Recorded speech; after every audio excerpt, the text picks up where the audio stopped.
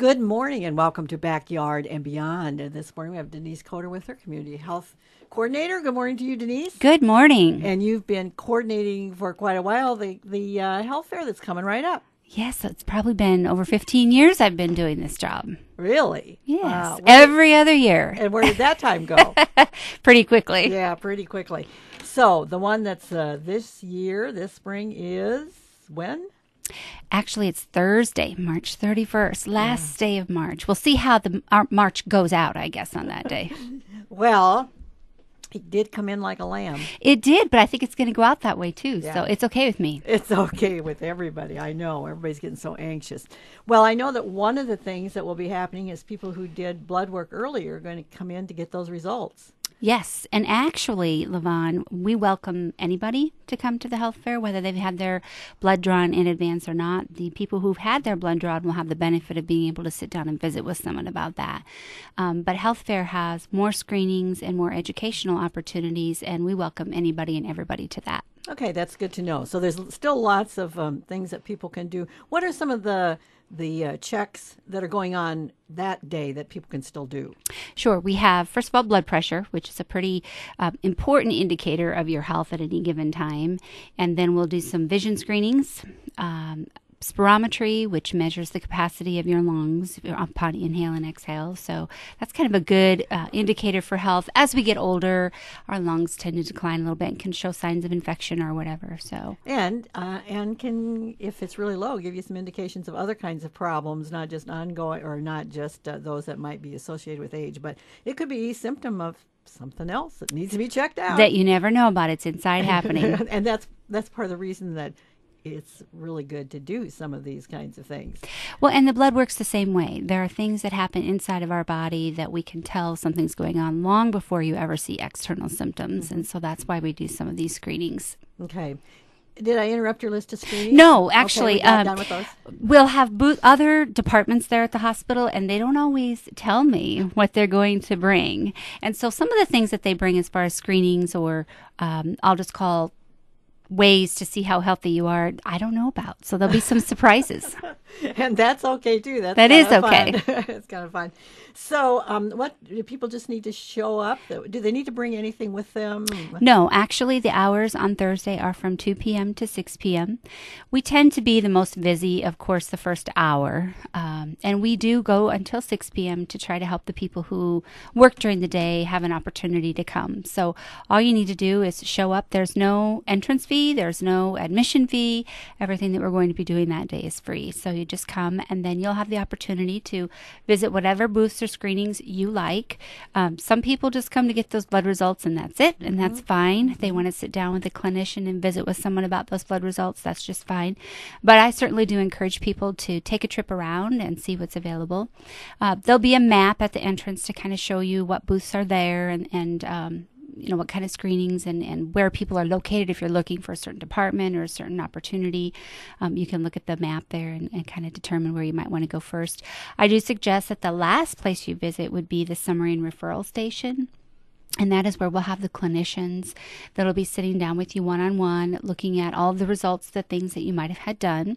Or if you didn't have anything and just want to talk to someone about, you know, how do I improve my nutrition? Or how could I lower my blood pressure? I know it's kind of high. I've been seeing it's kind of high lately. How can I get that down?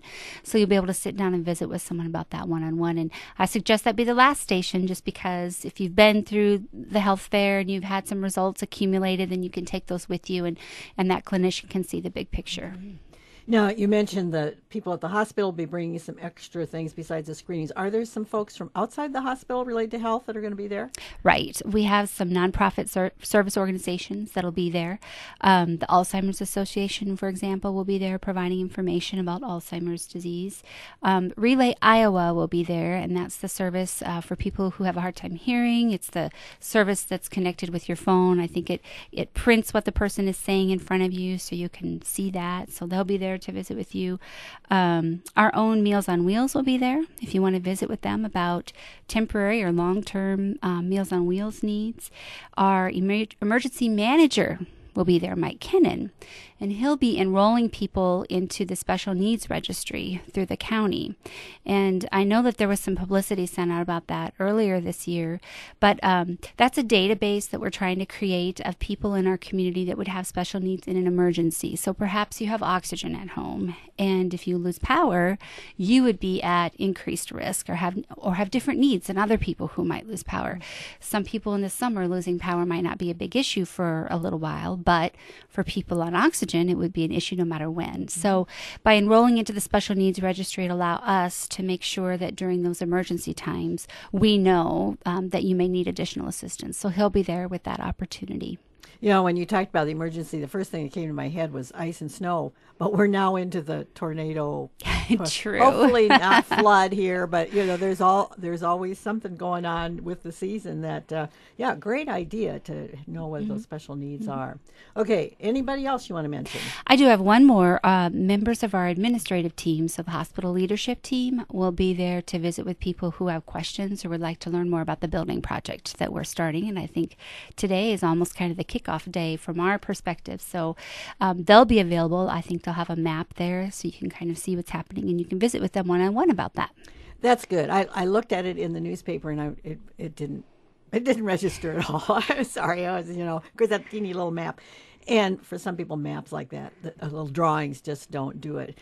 And people may have personal questions. You look at the big picture and you go, I don't know, but maybe there's something that they're doing there that's going to affect them directly. And they want to know.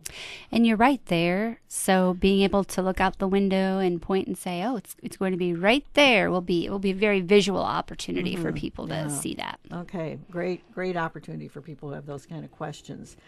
So health fair, great opportunity for folks. And as you said, no fee. You got to pay your gas to get there, I guess. Will there be any special transportation? No, I don't anticipate there'll be any special needs there. We tried to time it toward the end of our workday so that the parking issue shouldn't be near as bad. But if you have a concern about that, I would suggest that you come after 3.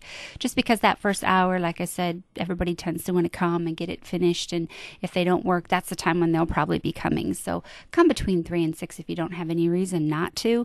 I think the weather sounds cooperative, so and it doesn't get dark that early anymore. So nice. I think coming later in the afternoon will be just as easy as coming earlier, and you'll probably lessen the anxiety about parking and the crowd and that kind of thing. You'll get to talk with people at more length. One of the things this is outside of the health fair. Now I'm wondering if people know that they can come in and get their blood pressure checked almost any time they want. That's almost. Right. Yep. The Atlantic Medical Center does that in its immunization room, which is just off where you check in at the reception desk. It's just off to the left if you're facing the reception desk.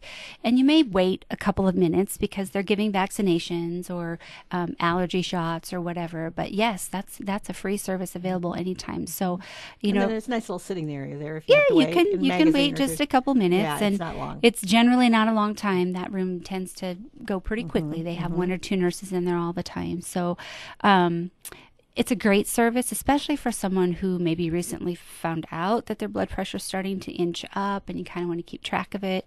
It's best if you come in and sit down for a while anyway before you have that done, because a lot of times people's blood pressure will go up just by any kind of exertion. So you want to make sure that you're at rest for a little bit. Okay. Any other services we should know about like that? I'm putting you on the spot, Denise, to just kind of pull that out. But, it's good for us to know those kind of services at the hospital, in the health system. And if they have questions, one of the spots I think they could stop is at home health care. I mean, even if it's just a question like, I don't know where to go, what to do. Well, we kind of consider our home health care, our department, Cass County Home Care, the place where you can go to find out where to go. We're kind of a community resource for just about anything related for health. And I remember when I first started the 1-800-DENISE thing, I was supposed to know everything about all the services, and that's fine. If you need to call me because you have a question about where to find something, feel free to do that. Or now if you have a question about health fair coming up, you want to know specifically if there's something there, I'd be happy to take that call. And my direct number is 243-7475. 7475, pretty easy to remember. Okay, remind us again the date and the time for this year's Spring Health Fair. Thursday, March 31st, 2 p.m. to 6 p.m., and that'll be in the hospital atrium.